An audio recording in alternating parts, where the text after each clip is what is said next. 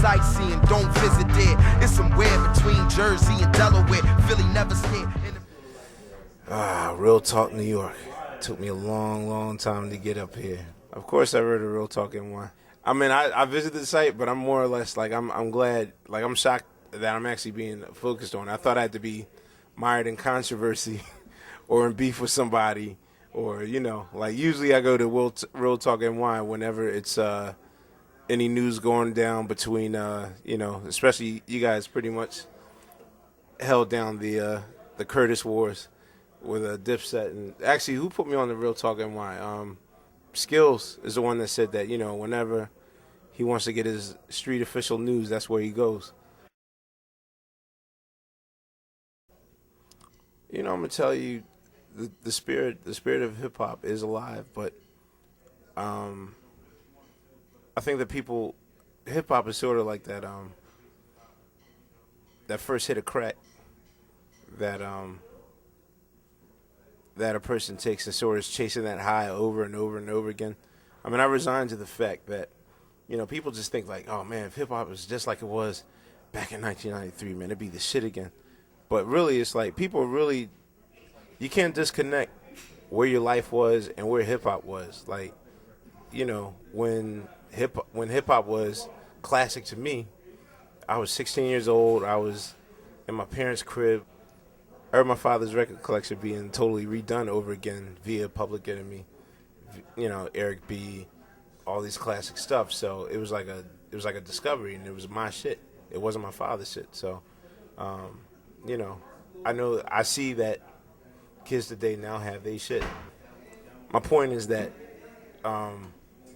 really, I think the spirit of hip hop that I'm looking for, that high, that adrenaline, I find it personally in new types of music, in electronic music, so-called hipster music, in Baltimore house.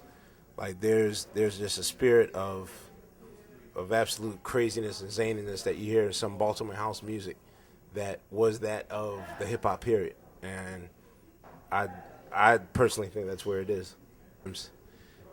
Cats can get lost in this whole complaining positioning of, well, shit ain't what it used to be, and like sort of telling you it ain't what it used to be. But I find out a lot of the times that you can also be the example. So we just come from the school of, when we were 15, when we were 16, you heard MCs trying to write the most clever, wittiest, fucking lyrical assault that they could ever hope to come up with. Some shit that would just fuck up, the next man. And that's the school of MCing that Black Thought comes from. Today, the more, nothing wrong with what's going on today, but today is more about the positioning of your character. If a person says they're a hustler, or a person says that they connected in the streets, then pretty much, that is the person that's championed.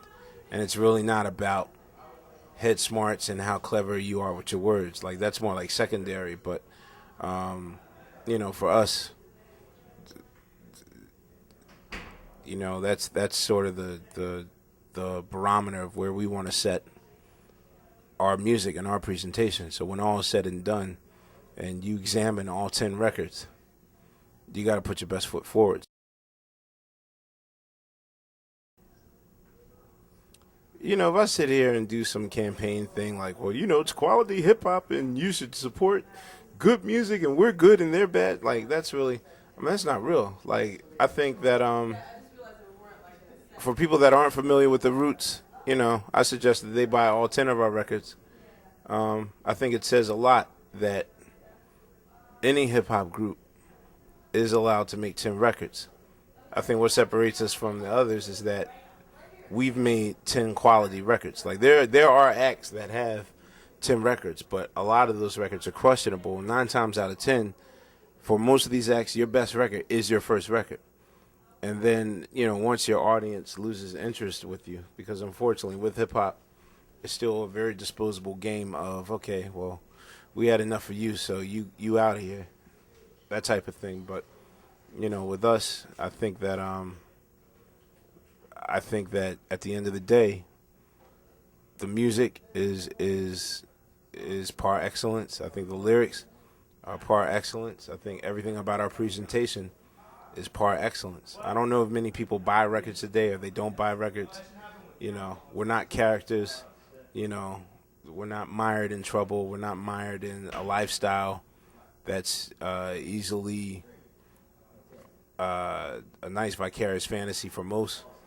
But our shit is quality, and you can't argue with that. It is absolutely quality. And for me, you know, think of it like a good pair of sneakers. You know, you can buy, you know, some Marlberries if you want. I mean, nothing against that, you know, if that's what your game is.